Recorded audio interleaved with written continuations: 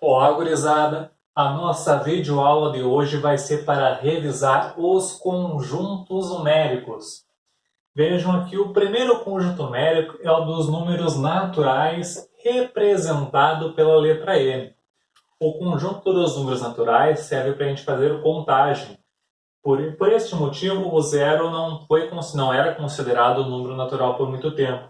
Hoje, pela maioria dos autores, ele é considerado e, inclusive, é o primeiro número natural. Percebam dos naturais o seguinte, ó, é um conjunto, né, infinito, que não tem fim, e entre dois números naturais não existe outro número natural. O segundo conjunto é o conjunto dos números inteiros representado pela letra Z. O conjunto dos inteiros, né, ele serve para representar, né, saldo bancário, altitude, serve para representar lucros, prejuízos. E outra observação dos inteiros, né, é que ele é ilimitado, né, tanto de forma crescente quanto de forma decrescente. Outra observação dos inteiros é o seguinte aqui, ó. Dentro do conjunto dos números inteiros está contido o conjunto dos números naturais. Percebam, ó, que a partir do zero, crescendo de uma em uma unidade, a gente vai ter o conjunto dos números naturais. É por este motivo que a gente pode afirmar que os naturais é um subconjunto dos inteiros.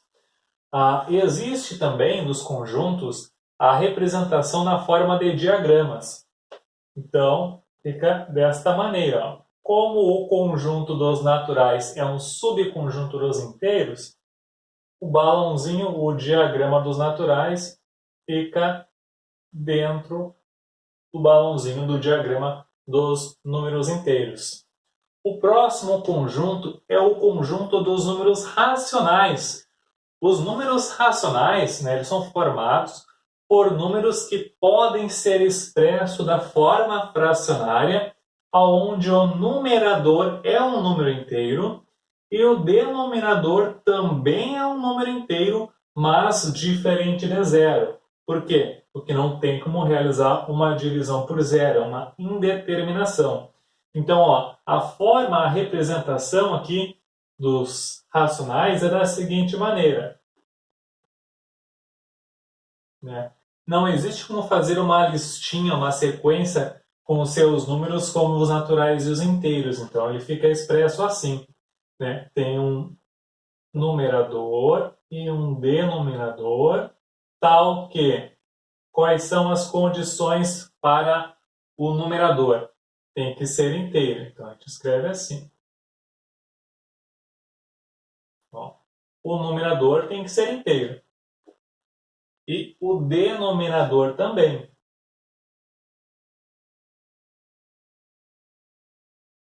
E a última condição aqui, né, é que o denominador não pode ser zero. Então, diferente de zero. Esta é a forma implícita do conjunto dos números racionais. Eu deixei ali ao lado 4 exemplos dos números racionais para encontrar a forma decimal de cada um. Vejam este primeiro, 6 meios, 6 dividido por 2, que é a maneira para a gente encontrar a forma decimal, que vai ser 3. Aqui é menos 5. Aqui fica 1,5. E aqui fica uma dízima periódica. Tá? Por que eu coloquei estes 4 exemplos? Para observarem o seguinte, ó. Os números racionais, ele pode aparecer na forma de um número natural. Vejam só, o 3 é um número natural. E inteiro também. O menos 5 é um número só inteiro. O 1,5, ele não é natural e não é inteiro. Mas, como ele pode ser representado desta forma aqui, ele é racional. E este aqui, mesma coisa, né? Esta dízima periódica não é natural, não é inteiro, mas é um número racional. Deixa eu colocar aqui então. o 3 aqui, ele vai pertencer aos naturais, aos inteiros e aos racionais.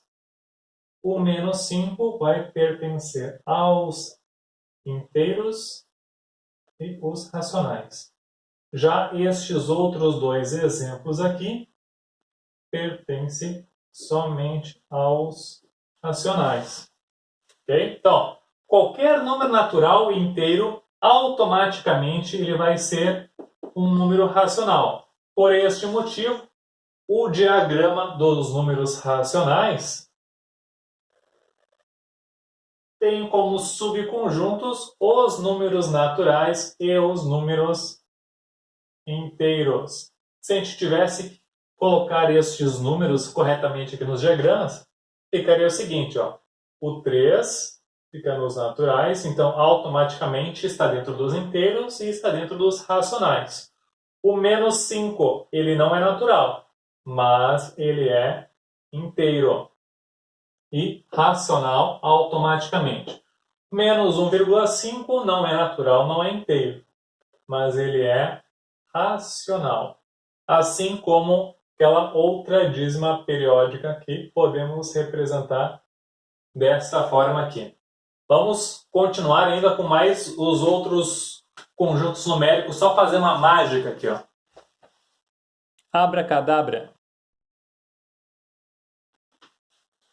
Os outros conjuntos numéricos que a gente vai revisar aqui é o conjunto dos números irracionais. Os irracionais são formados por números que não podem ser expressos da forma fracionária com numerador e denominador inteiros. Então vejam só, a principal característica dos irracionais, né, é que a forma decimal deles é uma dízima, só que ela não tem um período, né? Ao contrário da dízima periódica, que existe um grupo de dígitos que vem se repetindo, os números irracionais não têm isso. Então, por esse motivo, eles não podem ser expressos da forma fracionária. O primeiro número, aqui, a ideia que eu quis dar é a seguinte, ó. Na parte não inteira tem o dígito 2, depois seguido de um zero. Volta o dígito 2, seguido de 2 zeros. Depois vem mais uma vez o dígito 2, seguido de 3 zeros, e assim sucessivamente. Então, ó, este número aqui, ó, não tem um período que vem se repetindo, não tem um grupo de dígitos que se repete sequencialmente. Então, é a característica dos números irracionais. A raiz quadrada do 2 não é uma raiz exata, também é um número irracional. A outra característica dos irracionais. Qualquer número que não tenha raiz exata é um número irracional. Aqui, quem tentar fazer na calculadora a raiz quadrada do 2, vai dar um número ali, uma dízima não periódica, óbvio que a calculadora tem a sua limitação, e os primeiros dígitos, tem até anotado aqui, ó, os primeiros dígitos da raiz quadrada do 2. É o dígito 1, depois a parte não inteira, 4, 1, 4, 2... depois vai o 1, depois vai o 3. Então não existe um padrão aqui na formação deste número decimal. A raiz quadrada do 3 começa com o dígito 1, depois o 3, o 7, depois o 3, depois o 2, 0, 5, 0, e também não tem um período. Assim como o número π, né? O número π que aparece muito aí, ele nada mais é do que a divisão da circunferência pelo diâmetro, né? Ele é aproximadamente, deixa eu colocar aqui, né, aproximadamente, 3,1415, e não tem fim. Até tirar o sinal de aproximadamente, porque eu estou colocando as reticências ali, certo? Então, ó, o conjunto dos números irracionais, né, ele não é um subconjunto desses outros dois, porque é impossível de um número ser racional e irracional ao mesmo tempo. Por esse motivo, o diagrama do conjunto dos números irracionais ele precisa ficar aqui separado. Não existe... o que esses diagramas trazem de ideia? Não tem como um número ser irracional e racional ao mesmo tempo. Se a gente tivesse que colocar estes números aqui, então a raiz quadrada do 2, a raiz quadrada do 3, o número π.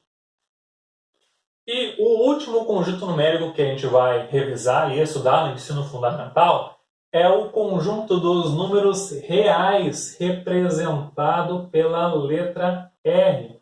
O conjunto dos números reais, ele nada mais é do que a reunião, aqui está o símbolo da reunião, ou união, de quais conjuntos? Os racionais e os irracionais. Então, ó, o conjunto dos números reais na forma de diagrama vai ser um diagrama que tem todos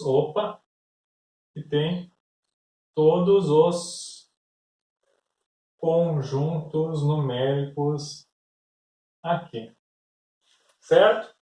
Espero que tenham conseguido passar as ideias de cada um destes conjuntos minimamente. Agora é com vocês aí seguir o material do PDF e enviar as dúvidas aí quem tiver. Um abração a todos!